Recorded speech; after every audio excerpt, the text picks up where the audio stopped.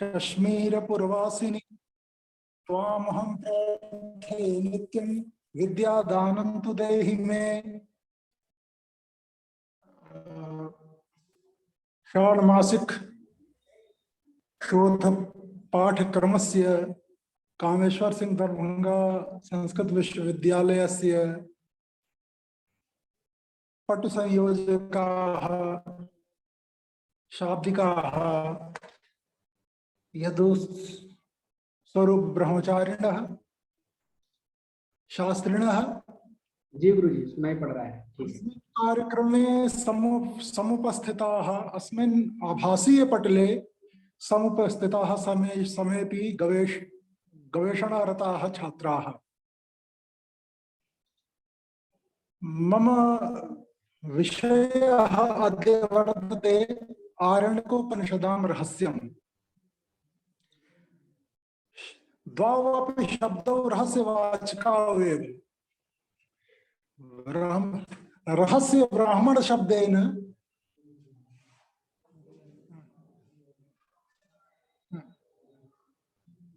रहस्य ब्राह्मण शब्देन बहुत्र आरण्यकानाम् उल्लेखः प्राप्यते। वस्तुतः मंत्र ब्राह्मणयोर्वेदनामधेयम् इति आपस्तंभ वचनं वर्तते। कात्यायन परिशिष्टे अपि इदं सूत्रं प्राप्यते। तो मंत्र ब्राह्मणयोर्वेदनामधेयम् तो मंत्राः तु भागे संगृहीताः एव सन्ति। त्रयः विभागाः कर्तुं शक्यन्ते। एकं शतं ब्राह्मणं, पुनः तदन्तः पाति आरण्यकं, पुनः तदन्तः पातिनी उपनिषत् इति ब्राह्मणम् आरण्यकम् उपनिषत् चेति तथा विभागः कर्तुं शक्यते। यद्यपि आरण्यकोपनिषदावपि ब्राह्मणे एव अंतर्भूत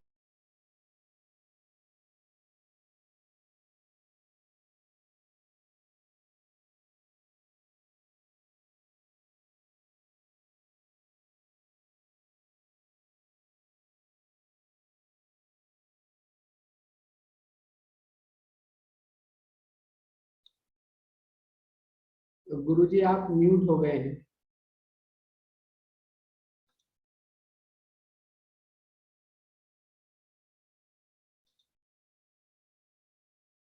हरिओम। बीच में म्यूट हो गए थे जी। अच्छा, कैसे अपने से हो गया था? कभी फोन शायद आया होगा। तत्र आरण्यकः उपनिषद भागश्च द्वावपि भागौ ब्राह्मणे एव अंतर्भुक्तौ। अतएव तत्र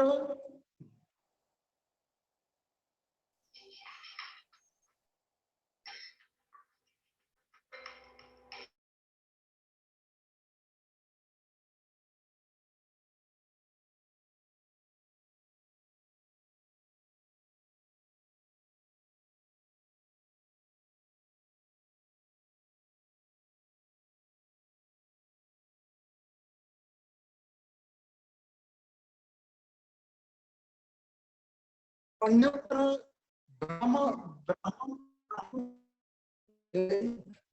लिंग निघ्न विशेष लिंग निघ्नता तत्र भवति। एवं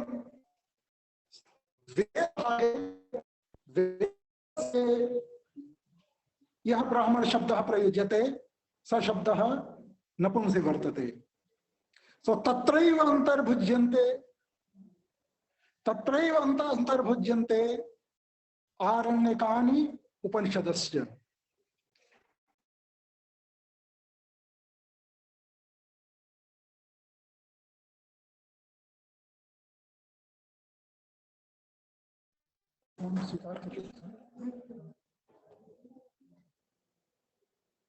यहाँ से कर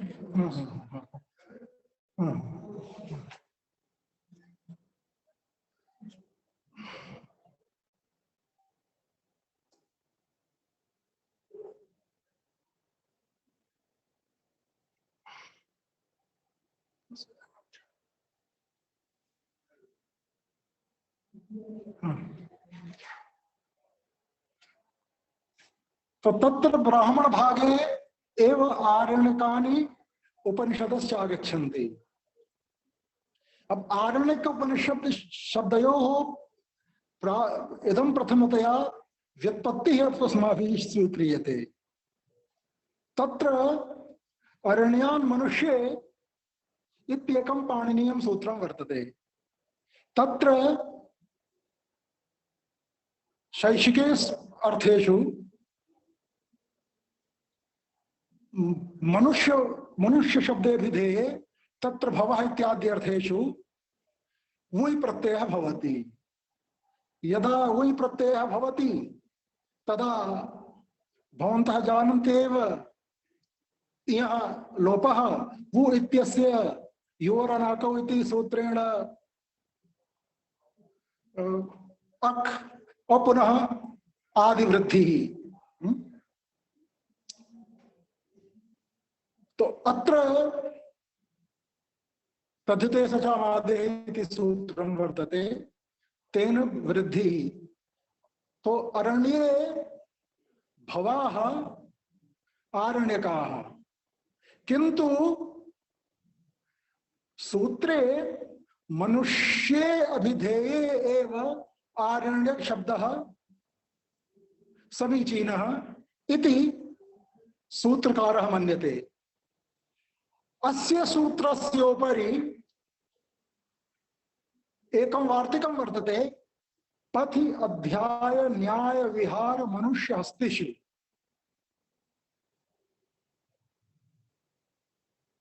तो अत्र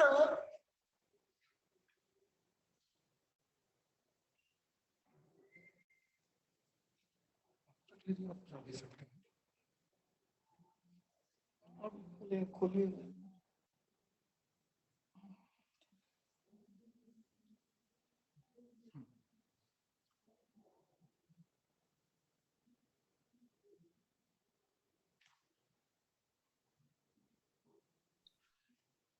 अत्र यदा सूत्रम् अनुसरामः तर्हि तु आरण्यक शब्दः असमीचीनः प्रतिभाति ग्रंथवाची रूपेण। तो तत्र किंतु यद इदं वार्तिकम् अस्माभिरवधीयते तर्हि तस्य आरण्यक शब्दस्य व्युत्पत्तिः सुशका भवति। तो पथ्य अध्याय न्याय विहार मनुष्य हस्तिषु आरण्यकः पंथाः, आरण्यको अध्यायः, आरण्यकः न्यायः, आरण्यकः विहारः, आरण्यकः मनुष्यः, आरण्यकः हस्ति। तो एतानि पदानि निष्पद्यन्ते वुय् प्रत्यय संयोगेन। तो अध्याय शब्दस्य ग्रंथवाचित्वे जाते तद्बलेनेव अस्माभिः आरण्यकम् इति तत्र अन्यत्र आरण्यक शब्दः विशेष निघ्नः वर्तते, किंतु यदा स्वतंत्र रूपेण अस्य प्रयोगः तदा आरण्यक शब्दः क्लीवे वर्तते। तो अत्र अध्याय शब्दः ग्रंथवाचकः भवितुमर्हति, अतएव आरण्यकः अध्यायः इति बलेन आरण्यकं साधयितुं शक्यते। अथवा यदि वार्तिकम् इदं वयं त्यजामः तो तदा अरण्यान् मनुष्ये इति सूत्रबलेन आरण्ये भवाः ये मनुष्याः ते आरण्यकाः और तदधीते तद्वेद इत्यर्थे यदि अण क्रियेत आरण्यकाः अरण्ये भवाः आरण्यकाः ते विदन्ति अधीयते यान ग्रंथान यम ग्रंथम अधीयते विदन्ति स ग्रंथः आरण्यकम्। तत्र तर्हि तत्र अण प्रत्यय भविष्यति और प्रक्रिया सैव भविष्यति। और पुनः यदा स्वतंत्र रूपेण कस्यापि विशेषणत्वेन अयं शब्दः न प्रयुज्यते तदा नपुंसी एव भवति। सो तत्र आरण्यक शब्दस्य अयम् अर्थः आगतः। पुनः उपनिषत् शब्दस्य का व्युत्पत्तिः? सामान्यतया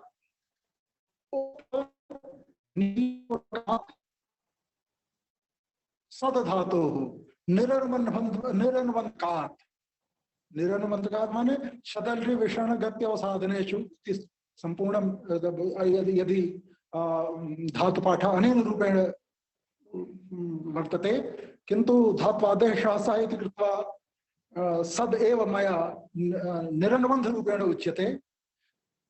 तो उपनिषद सामान्यतया गुरोः समीपे स्थित्वा यज् ज्ञानम् अर्ज्यते प्राप्यते तस् ज्ञानम् उपनिषद भाग भवति, उपनिषद संज्ञकं भवति इति सामान्य रूपेण सामान्य अर्थः अयं वर्तते। किंतु अस्य पारमार्थिकः अर्थः किंचित् भिन्नः। तत्र सद्धातोः त्रयः अर्थाः भवन्ति: विशरण, विशरणं, गतिः, अवसादनम्। तो त्रयो अपि अर्थाः उपनिषत् शब्दे कृतस्थितयः वर्तन्ते। अतएव शंकराचार्यः त्रिष्वपि अर्थेषु उपनिषत् शब्दं व्युत्पादयति। कथं? ये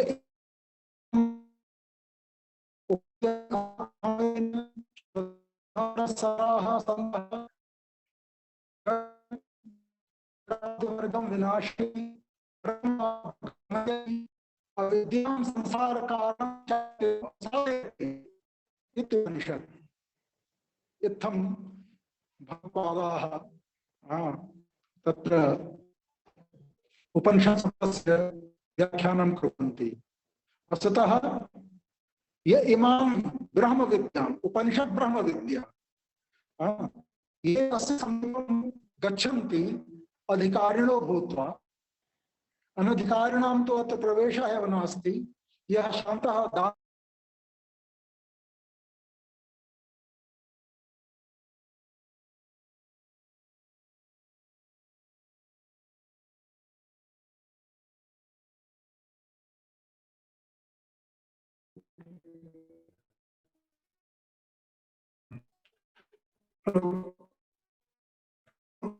जी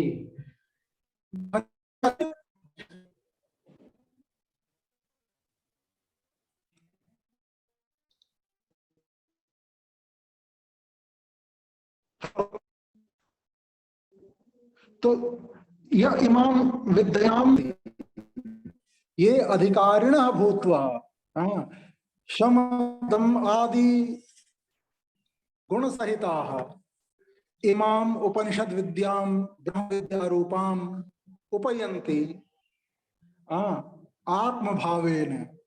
आत्मभावेन आत्मन्येवात्मानं पश्यति इति भावेन श्रद्धा भक्ति पुरस्सराः केवलम् अस्य ग्रन्थस्य समीपमेव न गच्छन्ति, किन्तु श्रद्धान्विताः श्रद्धावित्तो भूत्वा यदा कश्चित् साधकः गच्छति, श्रद्धावित्ताः ये जनाः और पुनः भक्ति पुरस्सराः भक्तिं पुरस्कृत्य ये जनाः और भक्तिं पुरस्कृत्य गुरूणाम् आराधनं कृत्वा और शास्त्रं प्रति श्रद्धां विधाय ये अस्य ग्रन्थस्य समीपं गच्छन्ति। यथा उक्तमपि यस्य देवे प्राप्ति यथा देवे तथा गुरौ तस्येते कथिताः अर्थाः प्रकाशन्ते महात्मनः। यस्य देवे भगवति परम ब्रह्मणि परमात्मनि वा यस्य पराभक्तिः वर्तते, केवलं सामान्य भक्ति न अपि तु पराभक्तिः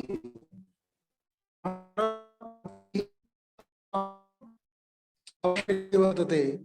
तो यथा देवे तथा गुरौ हाँ, तो यादृशी भक्ति भगवती परमात्मनि ब्रह्मणि वा तादृशी एव भक्ति गुरौ अपि स्यात्। हाँ, तो तस्य महात्मनः साधकस्य हाँ सर्वेपि अर्थाः कथिताः व्याख्याताः प्रकाशन्ते स्वयमेव आविर्भवन्ति अहम इत्यर्थः। तो यह तथा विधो ये जना तथा विधा भूत्वा श्रद्धा भक्ति समन्विताः भूत्वा उपासना द्वारा येषाम् अंतःकरणं शुद्धं जातम् और उपासनमपि शास्त्र समर्थितम् यथा भगवत्पादाः स्वयमेव कथयन्ति उपासनं तु किंचित आलम्बनम् उपादाय यथा शास्त्र उपासनं तो यथा शास्त्र समर्थितम् किंचित आलम्बनम् उपादाय तस्मिन् समान चित्त वृत्ति संधारणं तद विजाति प्रत्ययानंतरितम् इति शास्त्रेषु यह उपासना विधि प्रोक्तः वर्तते तमेव उपासना विधिम् आश्रित्य यह ब्रह्म विद्यां प्रविशति ब्रह्म विद्या उपयाति अथवा ये उपयन्ति श्रद्धा भक्ति समन्विता सन्तः तेषां गर्भजन्य जरा रोगाद्य वर्गं विनाशयति तत्र विशृणाति इत्यर्थः। विशरणं गर्भ यदा मनुष्यः जायते तदा विभिन्न अवस्थाः आयान्ति यथा गीतायां देहिनोऽस्मिन् यथा देहे कौमारं यौवनं जरा तथा देहांतर प्राप्तिर्धीरस्तत्र न मुह्यति। तो तत्र बाल्यावस्था कौमारावस्था पुनः जरावस्था विभिन्न प्रकारकाः रोगाः आविर्भवन्ति शरीरे। तो समस्तं वर्गमेव गर्भजन्य जरा रोगादि वर्गं विनाशयति विशृणाति इत्यर्थः। विशृणाति विनाशयति इत्युपनिषत्। पुनः गति अत गत्यर्थकता का परम ब्रह्म गमयति इत्यर्थः। गमयति परम ब्रह्म परम वा ब्रह्म गमयति। सो परम ब्रह्मणः प्राप्ति उपनिषद विद्याध्ययनेन भवति। तो अतएव ब्रह्म ब्रह्म प्रति गमनस्य हेतुभूतत्वात् उपनिषदः इति एकः अर्थः। पुनः तृतीयः अर्थः भवति अवसादनम्। अवसादनं नाम संसार कारणम अविद्याम अज्ञानम अविद्याम संसार कारणम अत्यंतम अवसादयति। न केवलम अवसादयति अत्यंतम अवसादयति।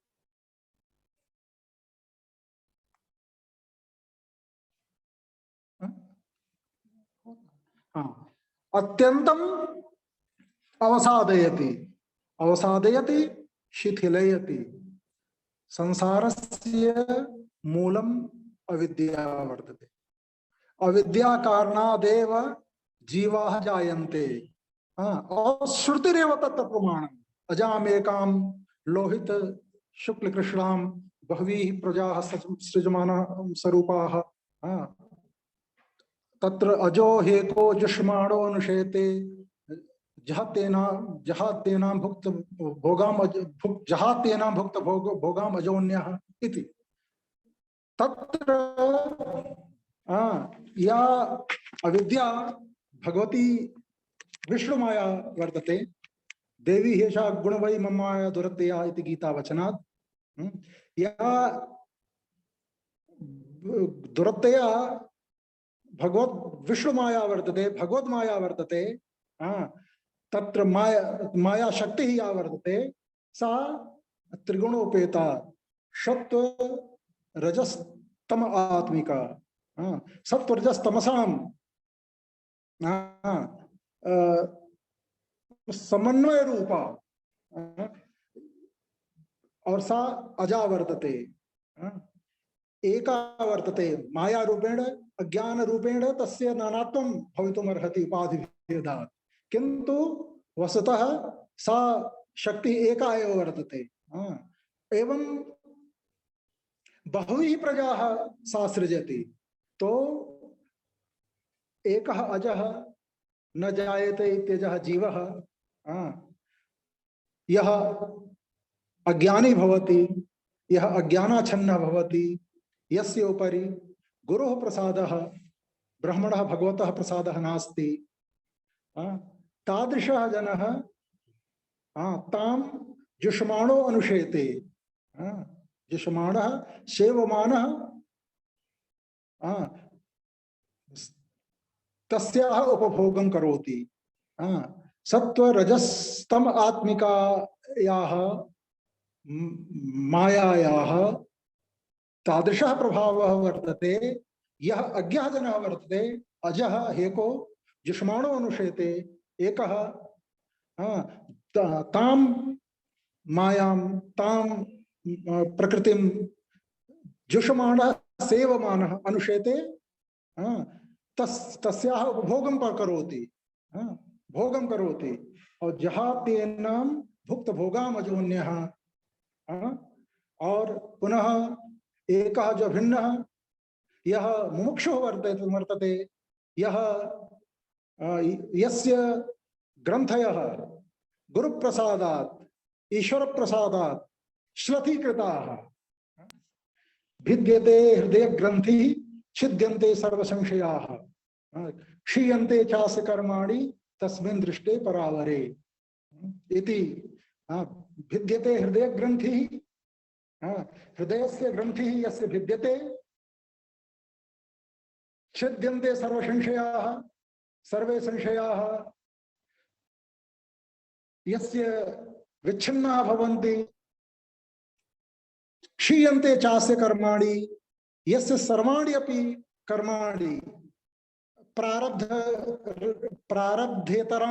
प्रारब्धेतराणि यावन्ति कर्माणि भवन्ति, संचितानि वा क्रियमाणानि वा तानि क्षीयन्ते।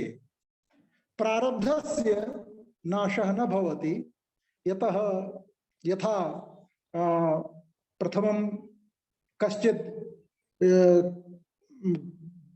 व्याघ्रबुद्ध्या स्वकीय धनुषः बाणं प्रक्षिपति, अनन्तरं ज्ञायते, प्रक्षेपानन्तरं ज्ञायते कि वस्तुतः तत्र तो व्याघ्रः नास्ति, अपि तु गौः वर्तते, किन्तु तस्याम् अवस्थायां किमपि कर्तुं नैव शक्यते, यतः बाणः क्षिप्तः।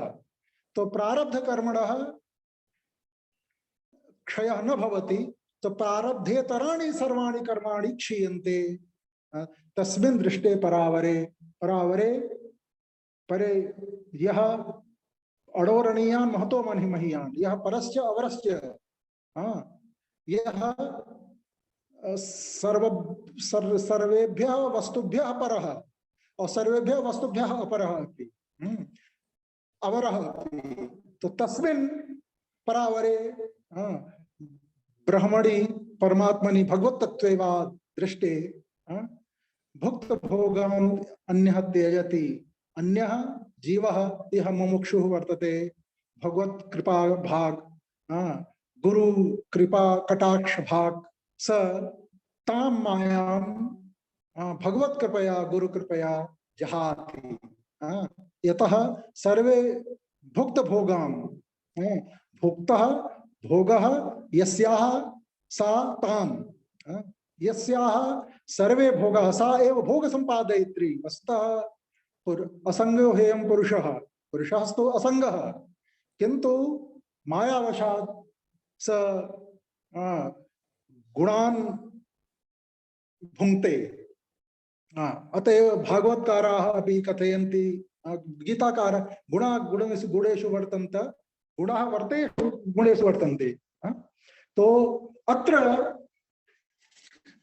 तो तादृशः जनः स्वकीयां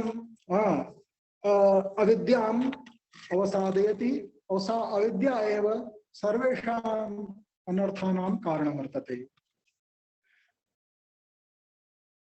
तो अत्र सामान्यतया उपनिषदः अयम् अर्थः वर्तते कि वस्तुतः या विद्या जन्म जन्यम जरा व्याध्यादि दुखम या विद्या विनाशयति सा उपनिषद परम ब्रह्मणः प्राप्तिं कारयति।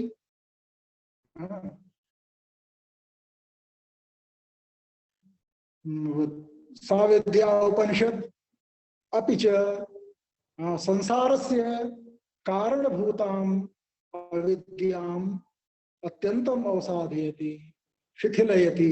अयं संसारः वास्तविकः, अयं संसारः सारः इति या बुद्धिः वर्तते तां बुद्धिम् अपाकरोति इति तृतीयः अर्थः समागतः। पुनः इदानीं वयं आरण्यकानि व्युत्पत्ति काले एव प्रोक्तं कि एतेषां ग्रन्थानाम् अध्ययनम् अरण्ये एव भवति स्म, अतएव तानि आरण्यकानि। तो तत्र वस्तुतः ब्राह्मण उपनिषदोः द्वयोः अपि अत्र सामंजस्यं वर्तते आरण्यकेषु। तो आरण्यकेषु अरण्य निवासिनां जनानां विशेषतः अवानप्रस्थिनां तत्र तेषां ये यागाः भवन्ति, तेषां यानि कृत्यानि भवन्ति तानि विदधति आरण्यकानि।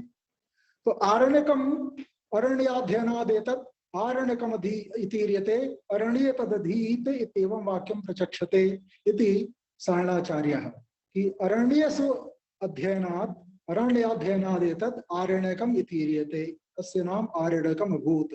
अरण्ये तदधीत, अरण्ये एव अस्य ग्रन्थस्य अध्ययनं भवति इत्येवं वाक्यं प्रचक्षते। और इदं तु महाभारते उक्तम् आरण्यकं च वेदेभ्यः औषधिभ्यो अमृतं यथा, तत्र यथा दध्नः नवनीतं, दध्नः सारः नवनीतं भवति और नवनीतस्यापि सारः यदा विलीयते तस्य काठिन्यं निवार्यते, शोध्यते, तदा घृतरूपेण परिणमते। नवनीतस्थानीयम् आरण्यकं घृतस्थानीय उपनिषद। तो तत्र वस्तुतः आरण्यक उपनिषदोः कः भेदः भवितुमर्हति? अत्र काचित् विशिष्टा विभाजक रेखा न संभवति। यथा बृहदारण्यकम् आरण्यकमपि अस्ति और बृहदारण्यको उपनिषद इति रूपेण अपि व्यवह्रियते, तो उपनिषद अपि अस्ति। तो किंतु वस्तुतः आरण्यक साधना भी है, साधना भी वर्तते। अच्छा अच्छा, आशिषः सन्तु।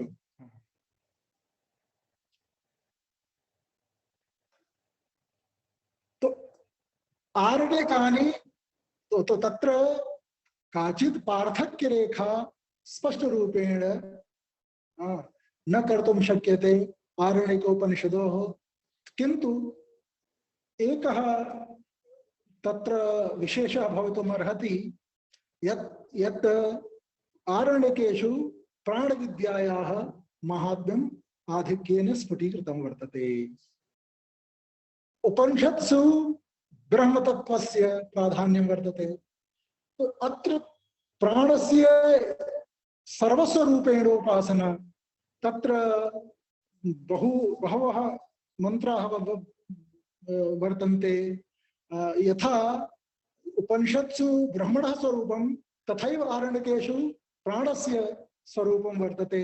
यथा मीन्स तत्र ऐतरे आरण्यकस्य एकः मन्त्रः उद्ध्रियते, सो योऽयम् आकाशः प्राणेन बृहत्याविष्टब्धः तद्यथायम् आकाशः प्राणेन बृहत्याविष्टब्धः एवं सर्वाणि भूतानि आपिपीलिकाभ्यः प्राणेन बृहत्याविष्टब्धानि इत्येवं विद्यात्। यावद् ह्यस्मिन् शरीरे प्राणो वसति तावद् तावद् आयुः। यथा सोऽयम् आकाशः बृहत्या प्राणेन विष्टब्धः। तत्र तत्र छान्दसः वस्तुतः किं लिंग उपग्रह नराणाम् इत्यादि तत्र बहुल व्यत्ययः बहुत्र अवलोक्यते वेदेषु। तो सोऽयम् आकाशः प्राणेन बृहता इति स्यात्, किन्तु विशेषण रूपेण बृहत्या इति पदम् आगतम्। तो वस्तुतः बृहता प्राणेन बृहता व्रींहण गुणयुक्तेन महता प्राणेन अयम् आकाशः विष्टब्धः स्थिरीकृतः वर्तते।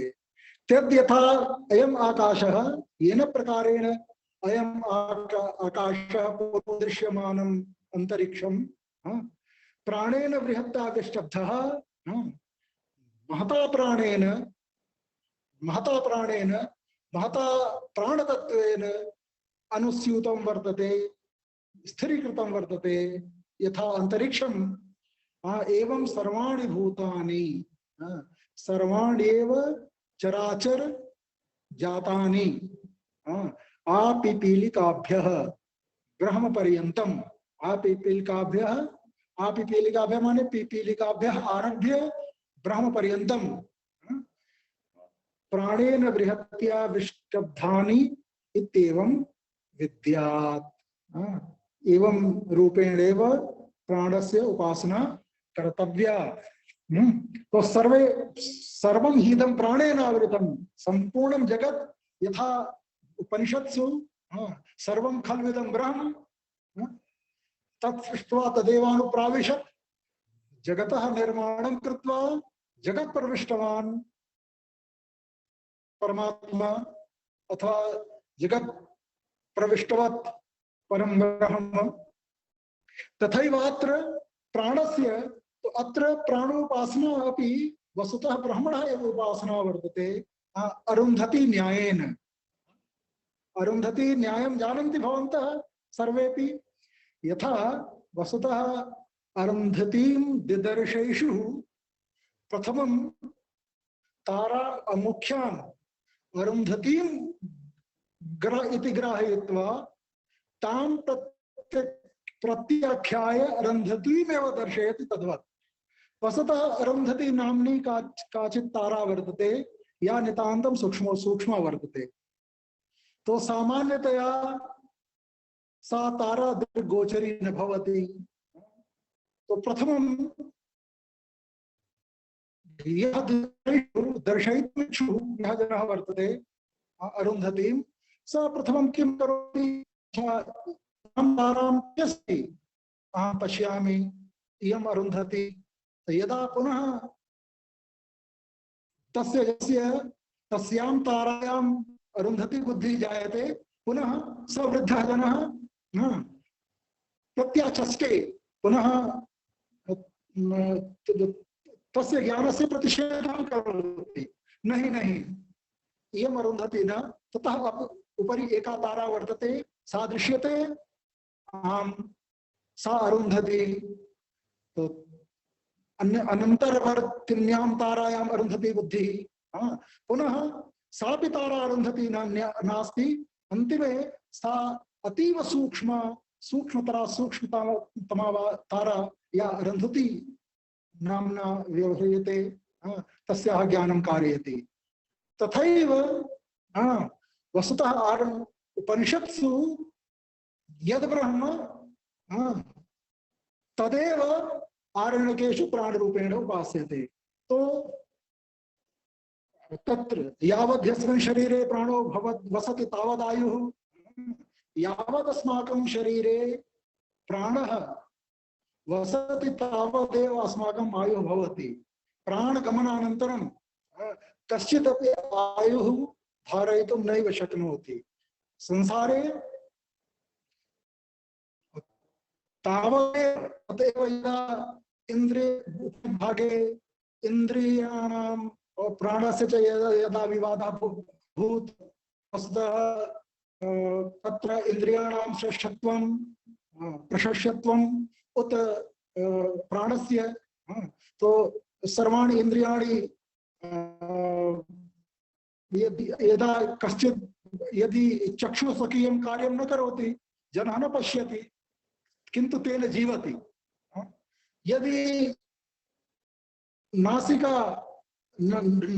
नासिकाग्रवर्ति भागः स्वकार्यं न करोति, तथा अवघ्राणं कर्तुं न शक्यते, किन्तु तथापि जीवनं धार्यते। यदि कर्णाभिरामं न श्रूयते, बधिरत्वमेव भवति, आयुः न क्षीयते।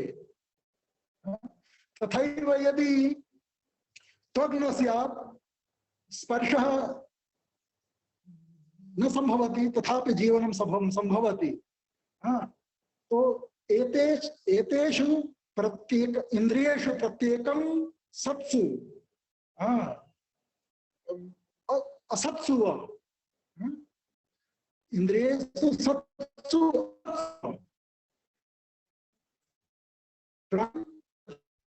मनुष्य जीवति, किन्तु प्राणः उत्क्रामति तदा इंद्रियाणि न तिष्ठन्ति, तदा इंद्रियाणि उत्क्रामन्ति, तेन प्राणेन साकम् इंद्रियाणि अपि गच्छन्ति। अतएव सूक्ष्म शरीरे इंद्रियाणि प्राणाः गच्छन्ति, तदा इंद्रियाणि अपि प्राणैः साकमेव गच्छन्ति। सो तत्र यतो वा इमानि भूतानि, तत्र उपनिषद भागे यतो वा इमानि भूतानि जायन्ते येन जातानि जीवन्ति यत् प्रयन्ति अभिसंविशन्ति तद् जिज्ञासस्व ब्रह्म यतो जन्माद्यस्य यतः इति ब्रह्मसूत्रमपि इमां श्रुतिमाश्रित्य तत् सूत्रं प्रवर्तते कि जन्माद्यस्य यतः, यतः जन्मादि, जन्म स्थिति लय यतः भवन्ति तद् ब्रह्म। इदं ब्रह्मणः तटस्थलक्षणं वर्तते। तटस्थलक्षणं न जानन्ति एव सामान्यभाषायां।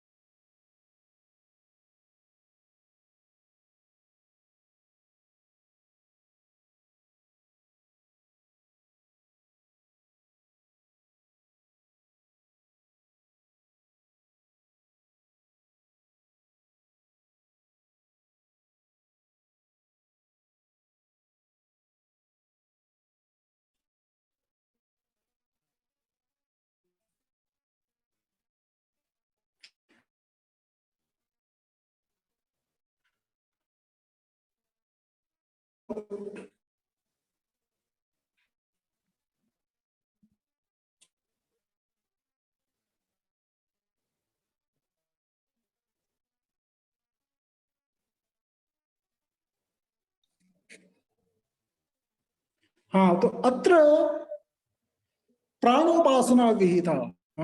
प्राणेन सृष्टौ अंतरिक्षं च वायुश्च।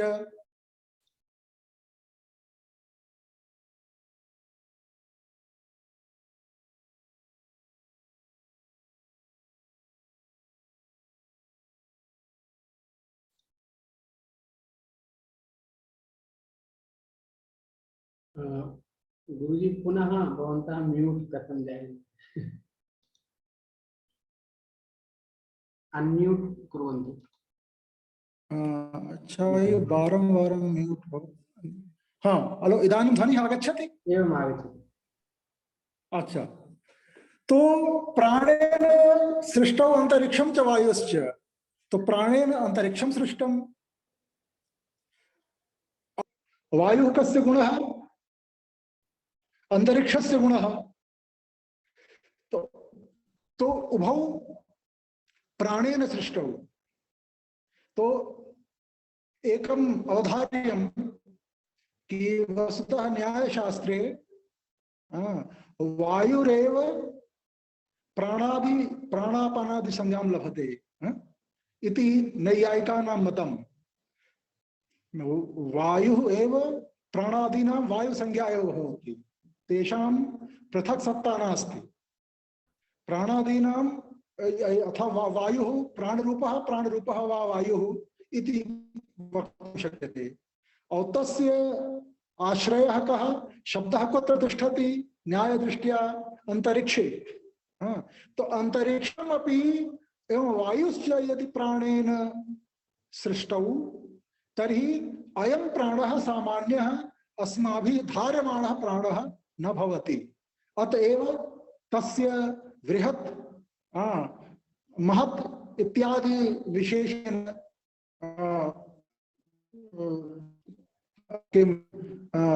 विशेषणेन तस्य भूषणं क्रियते।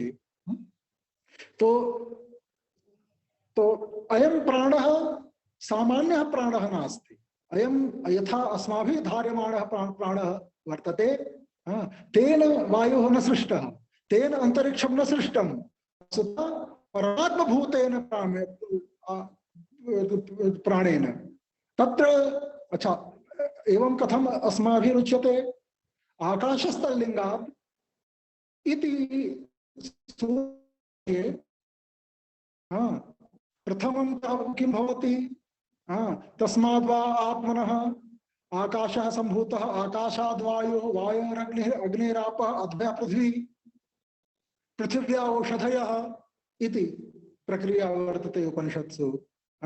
कि आत्मनः तस्मात् परमात्मनः प्रथमम् आकाशः सम्भूतः, आकाशाद् वायुः, वायोरग्निरापः, अद्भ्यः पृथ्वी इत्यादि रूपेण।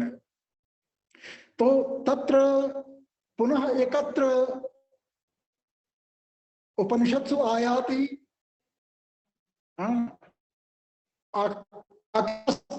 तत्र यत् आकाशादेव सर्वाणि भूतानि भवन्ति।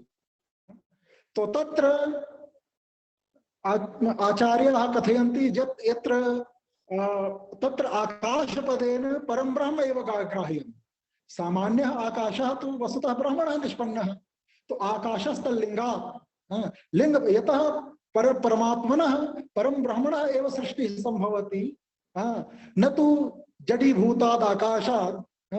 अतएव यत्र यत्र आकाशात् निष्पत्तिः श्रूयते तत्र सर्वत्र आकाश शब्दस्य अर्थः परं ब्रह्म इत्येव ग्राह्यम्।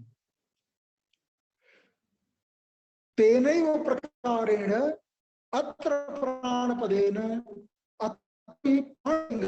प्राणलिंगात् इति वक्तुं शक्यते कि प्राणः वस्तुतः यस्य उपासनमत्र विहितं तत्र प्रकारान्तरेण ब्रह्मणः एव उपासनं वर्तते। तो प्राणः एव तत्र वस्तुतः एक ऐतरे आरण्यके एवं आगतं वर्तते यत् सर्वे अपि ये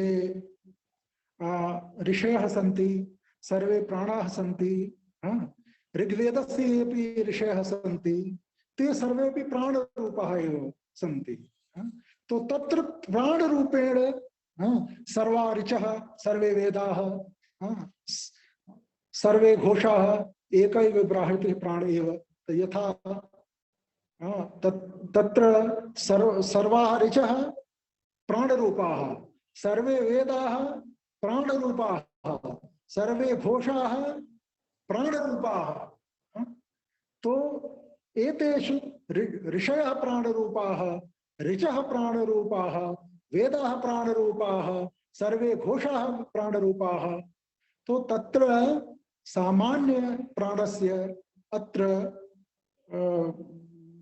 प्रवेशः भवितुं नार्हति। अत्र परम तत्त्वमेव प्राणरूपेण कथ्यते। और तत्र इदानीं मया तु केवलं रहस्य विषये उक्तं, कति आरण्यकानि सन्ति, किं तत्र केन वेदेधम उपनिषद वेदेन संबद्धा इत्यादि सामान्य विषयाः प्रायः सर्वत्र पुस्तकेषु समुपलभ्यन्ते, अतएव तेषां नामानि नैव गृह्यन्ते। तो एवमेव रूपेण अस्माकं संध्या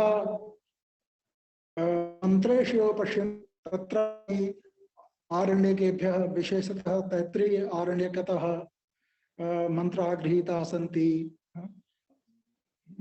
अग्निश्च मे मन्युश्च मे अग्निश्च मन्युश्च मपतयश्च इत्यादि मंत्रा इदमहं अमृतयोनो सूर्य ज्योतिषि जुहोमि स्वाहा इत्यादि रूपेण ये मंत्राः सन्ति। तानि तो तत्रापि पश्यन्तु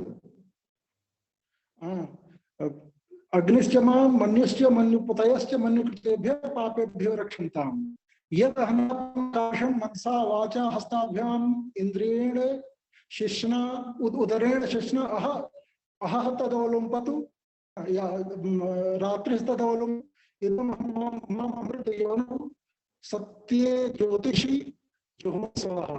पुनः सूर्य विषय सूर्यस्य मन्युस्य मन्युपतयस्य मन्युकृतेभ्यः पापेभ्यो रक्षन्ताम् इत्यादि रूपेण।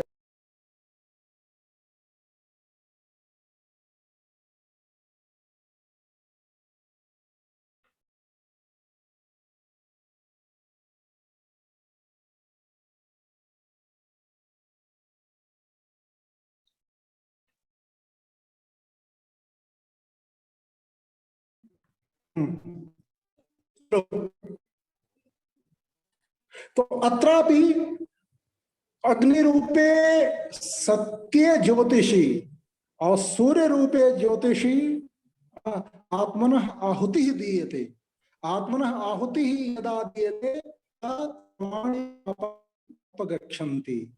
तो किंतु सामान्य रूपेण अस्य भावनं कर्तव्यं कि वस्तुतः यथा कथञ्चित् मया एते मंत्राः पठ्यन्ते अतएव सर्वविधं पापमाचरणीयं तत्र कश्चित् दोषः नास्ति इति बुद्ध्या यदा तदा लेपवत् भवति। किन्तु सामान्य रूपेण मानवत्वेन अज्ञानादिवशात् यदा किमपि पापं संजायते तो तत्र आत्मनः आहुतिः दीयते।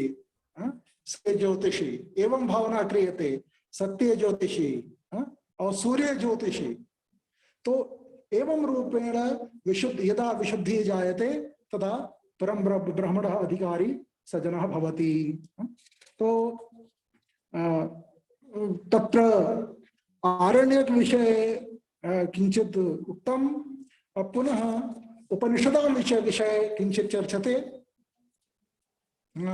तत्र वस्तुतः कति उपनिषदः सन्ति, उपनिषदान् इयत्ता निर्धारयितुं न शक्यते। तत्र कियत्यः उपनिषदः प्राचीनाः कियत्यः अर्वाचीनाः इत्यपि बहुविसंवादः पाश्चात्यैः औतदनुयायिभिः भारतीयैश्च क्रियते। वस्तुतः पश्चाद्वर्तित्वं पूर्ववर्तित्वम् इत्येतत् सर्वं किमपि सत्यं न। यदि मंत्र ब्राह्मणयोर् वेदनामधेयम् इति आपस्तं वाक्कात्यायनाभ्यां सूत्रितं तर्हि आचार्याणां वचः प्रमाणम् उत निर्मूलानां वैदेशिकानां वचः प्रमाणत्वेन स्वीकर्तुं शक्यते। तो यथा यदि मंत्र ब्राह्मणयोर् वेदनामधेयं तो यथा मंत्राः अपौरुषेयाः अनादिनिधनाः तथैव ब्राह्मणान्यापि औतस्य भागभूतानि आरण्यकानि उपनिषदश्च। अतएव प्राचीनत्वं नवीनत्वम् इति न। तत्र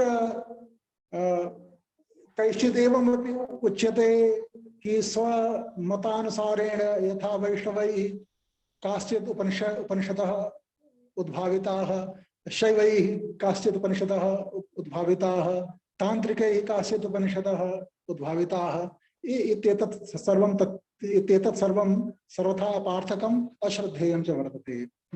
तो वस्तुतः किन्तु दशोपनिषदं पठ इति उपनिषदः एव वाक्यते ईश्केन कठ प्रश्न मुंड मांडुक्य तित्तिरः ऐतरेयं तच्च बृहदारण्यकम् इति दश उपनिषदः नितान्तं पीठा प्रसिद्धाः सन्ति। अन्याः अपि याः उपनिषदः आद्रियन्ते याभ्यः शंकरादि प्रभृतिभिः भाष्यकारैः उदाहरणानि दत्तानि तेषु कौशितकी उपनिषद, श्वेताशतरोपनिषद, मैत्रायण उपनिषद इत्यादयः सन्ति। तत्र यः या प्रथमा उपनिषद वर्तते ईश उपनिषद अथवा ईशावास्योपनिषद सा तु शुक्लयजुर्वेदस्य अंतिमाध्याय रूपेण वर्तते। तो केवलम एकैव उपनिषद ईदृशी वर्तते या संहितायाः भागः वर्तते। तो यदि इयम् उपनिषद, यदि ईशावास्योपनिषद संहिता भागः तर्हि उपनिषदां परवर्तित्वं कथं साधयितुं शक्यते। और पुनः एतदपि पश्यन्तु, शुक्ल यजुषः द्रष्टा कः, याज्ञवल्क्यः। शतपथ ब्राह्मणस्य आचार्यः कः, याज्ञवल्क्यः। और तत्र बृहदारण्यके गार्ग्यासः तस्य संवादः, और पुनः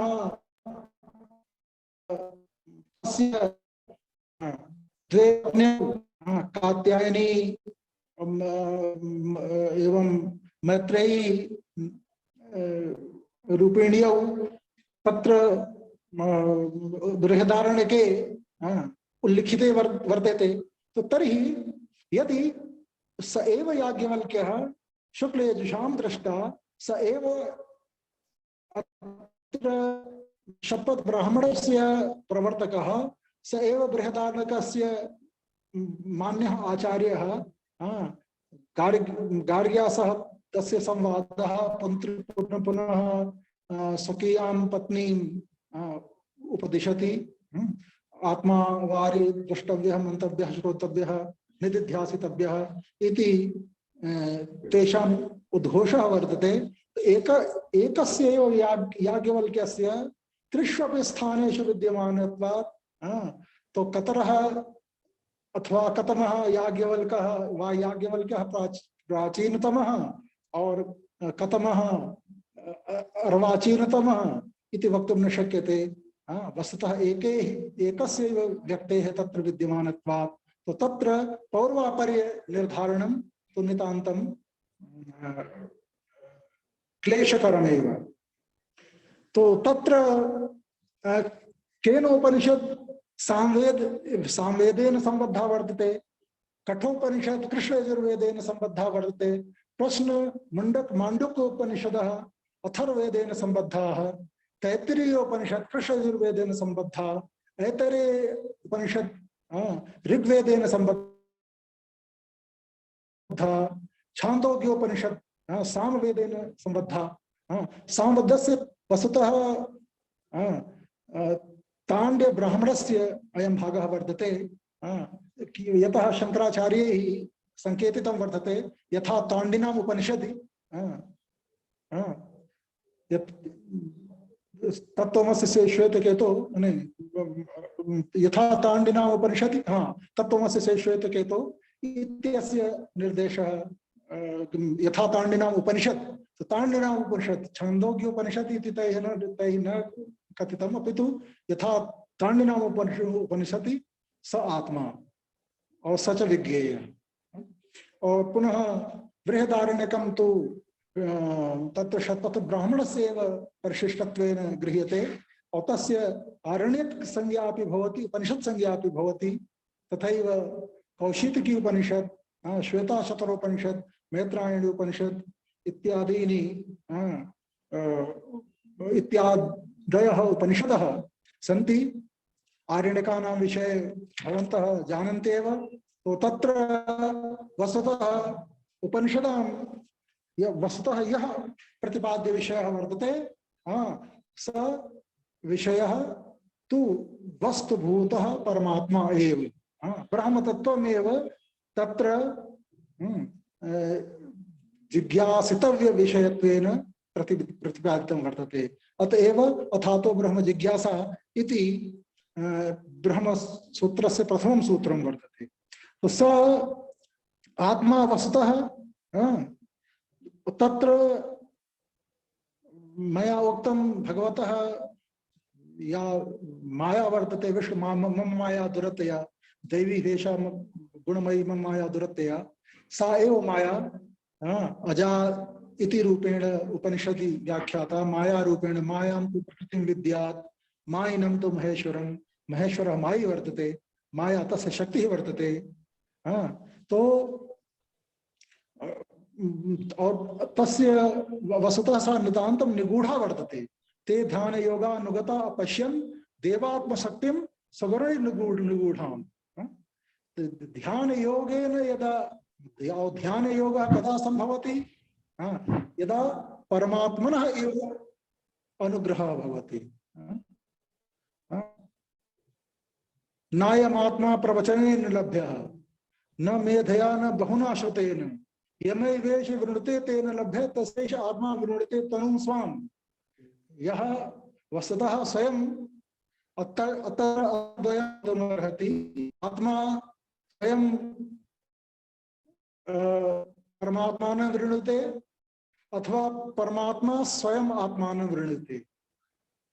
तत्र बहवः एवं केचित् व्याख्याकाराः कथयन्ति कि वस्तुतः यह परमात्मा वर्तते स जीवात्मानं वृणुते कथं स्वकृपया यतः जीवात्मनः किमपि सामर्थ्यं तादृशं नास्ति यद्बलेन स ब्रह्मणः वर्णनं कुर्यात् ब्रह्म वृणुयात्। अतएव भगवतः अनुग्रह बुद्ध्या ब्रह्मणः एव अनुग्रह बुद्ध्या जीवः कार्तार्थ्यं प्राप्नोति ब्रह्मणा वृणीतः सन्। और द्वितीयः पक्षः वर्तते किन्तु तत्र तस्मिन् पक्षे एकः प्रश्नः उदेति कि सर्वान् एव जीवात्मानः परमात्मा कथं न वृणुते। वैषम्य अन्यथा वैषम्य नैर्घृण्य दोषः आपद्येत। वैषम्यं न परमात्मनि वैषम्यं जायेत नैर्घृण्यं माने निर्दयत्वं जायेत। कमचित् जनम अनुगृह्णाति और कमचित् जनम विगृह्णाति। तो इति तो न युज्यते तर्हि वैषम्यम् आयाति। तस्य कस्यचित् उपरि सद्यः दयां करोति अन्यः बहु दुःखभाग् भवति दुःखानुभवं करोति तस्मिन् समये भगवतः परमात्मनः ब्रह्मणः वा नैर्घृण्यं दयत्वं विज्ञायते। अतएव प्रश्नः अयम् उपस्थितः भवति कि वस्तुतः परमात्मा यदि जीवात्मानं वृणुयात् तो यावन्तः जीवाः संसारे सन्ति सर्वान् स वृणुयात् अन्यथा वैषम्यं स्यात् घृण्यं स्यात्। दोषद्वयम् आपतति ब्रह्मणि। किन्तु यदा आत्मा तो तत्र समाधानं वर्तते कि वस्तुतः केषाञ्चित् गुणगणानां कस्मिंश्चित् जीवात्मनि भावः वर्तते केषाञ्चित् गुणगणानां कस्मिंश्चित् सांसारिके जीवे अभावः वर्तते अतः परमात्मा तं न वृणुते। और कस्मिंश्चित् जीवात्मनि कस्मिंश्चित् जीवे गुणगणानाम् आधिक्यं वर्तते यथा श्रद्धा भक्ति शांतो शांतो व्रतस्य तिक्षुः इत्यादि रूपेण इत्यादि शमदमति गुणाः यस्य भवन्ति भगवान परमात्मा सद्यः दयां करोति। तो तर्हि कथं तो प्रथम अर्थः नैव ग्राह्यः यत् जीवात्मा एव परमात्मा निर्णयात् यद्यपि ब्रह्म भाव गुरुजी इदं व्याख्यानं जीव ब्रह्मणोर भेदः इति पक्षे एव किल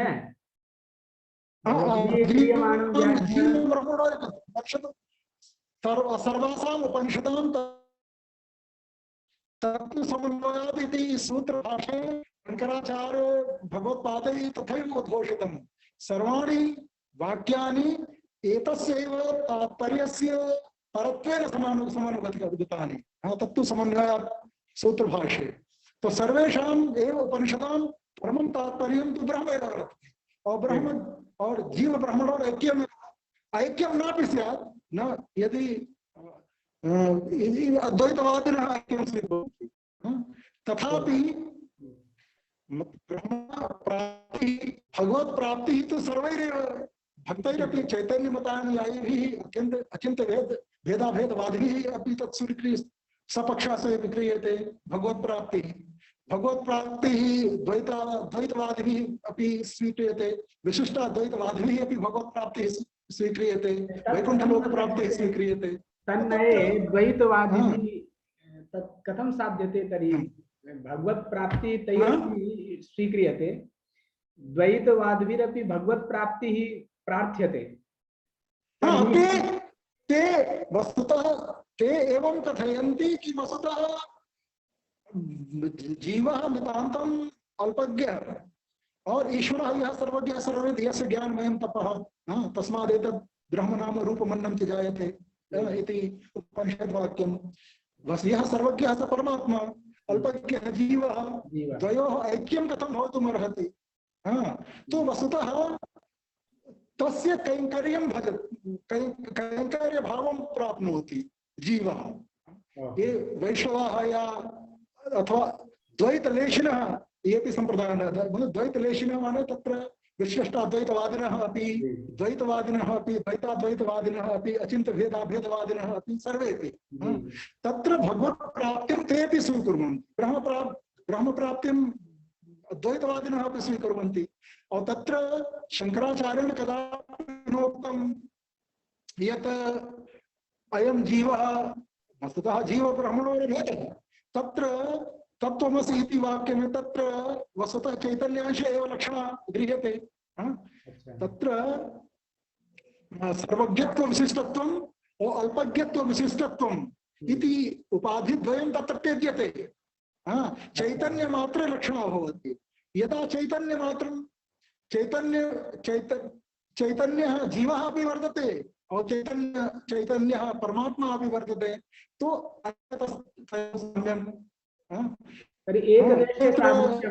ब्रह्म भावः जायते और तत्र किंतु शंकराचार्य स्वयमेव एकस्मिन् श्लोके एकस्मिन् स्तोत्रे कथयन्ति कि सत्यं भेदापगमेनाथ यद्यपि आवयोर्मध्ये कश्चित् भेदः नास्ति सत्यं भेदापगमेनाथ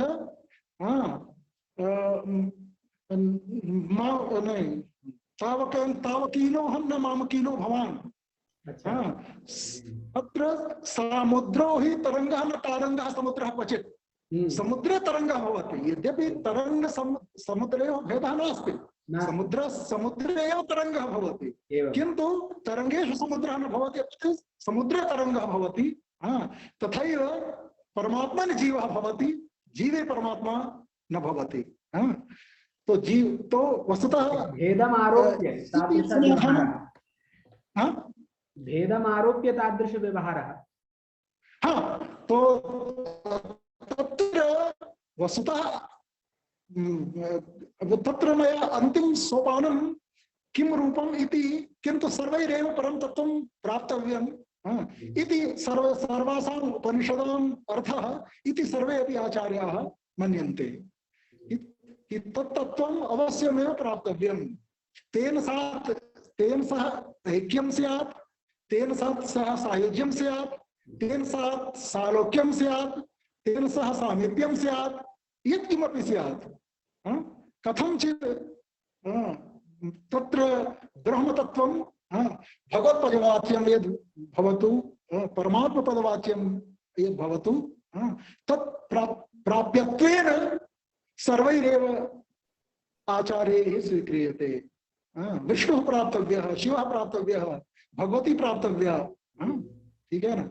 तो रुचिना वैचित्र्यादि कुटिल नाना पथजेषां नृणां को गम्यस्तमस्तु पैसा नवर्णा इव। तो तत्र येषां या भावना वर्तते इष्ट रूपेण, कदाचित् तस्मिन्नेव ब्रह्मणि विष्णु बुद्धिः, तस्मिन्नेव ब्रह्मणि शिव बुद्धिः, तस्मिन्नेव ब्रह्मणि भगवती बुद्धिः, गणपति बुद्धिः। तो सर्वं समंजसमेव तत्र। अन्ये भी प्रश्नाः यदि भवेयुः, यः कश्चित् छात्राः यदि कुर्वन्ति चेत् तर्हि वरम्। सः कश्चित् यदि अत्र जिज्ञासते तर्हि हस्तं दर्शयेत्, अहम् अन्म्यूट् करिष्यामि।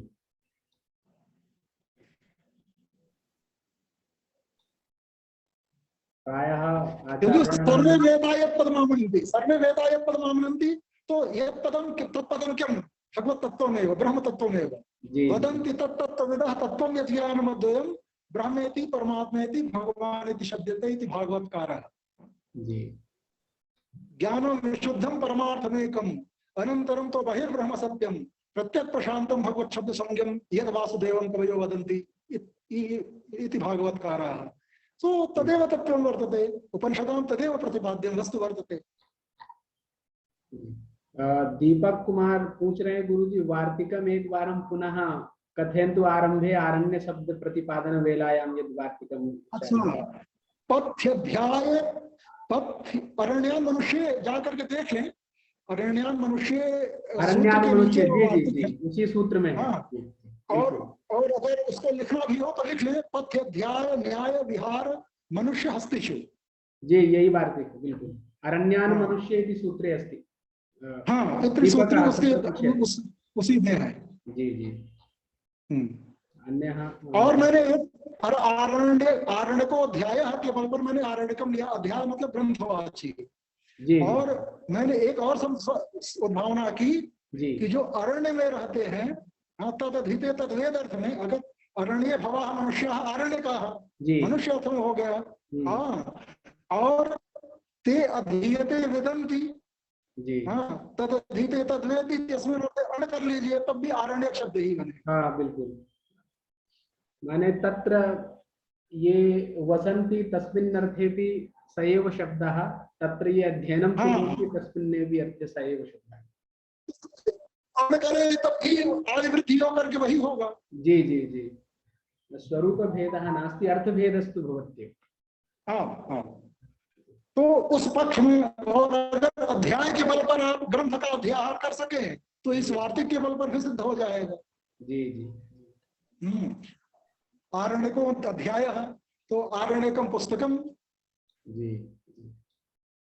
गुरुजी, सभी आपके व्याख्यान से छिन्न संशय हैं और आप आए यहाँ पर और प्राग विद्या वार्धी पाठ्यक्रम में अपना अमूल्य समय दिया, तदर्थ साधना भी कुछ पूछना चाहती है। साधना भी है, साधना भी कुछ पूछना चाहती है। वो साधना भी है इसमें और वो इस कार्यक्रम की सह संयोजिका हैं। जी साधना जी। प्रणमामि आचार्य। खुश रहो खुश रहो खुश रहो। हाँ जी, पूछना चाहती हो तुम भी? जी मैं समझ में आया गुरुजी, प्रश्न नहीं है। अच्छा, बहुत अच्छा बहुत अच्छा गुरुजी। अतीव प्रसन्नता जाता यत् अद्य भवतां कक्षा आसीत्। संगणक यंत्रे यथा गूगल भवति तथैव भवन्तः अपि सन्ति। यत् किमपि स्यात् तस्मिन् विषये भवतां ज्ञानं दृष्ट्वा अतीव प्रसन्नता भवति। वयं सर्वेपि अनुगृहीताः। धन्यवादाः, सर्वेभ्यः धन्यवादाः।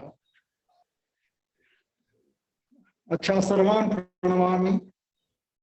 जी जी गुरुजी, बहुत बहुत इस कार्यक्रम की तरफ से प्रणाम पुरस्कार धन्यवाद समर्पित करते हैं और हम सब आपके पग चिन्हों पर चलें ऐसा हमें आशीर्वाद दीजिए।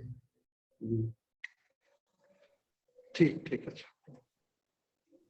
साधना जी उपस्थिति ले लीजिए। जी, शोधार्थियों की।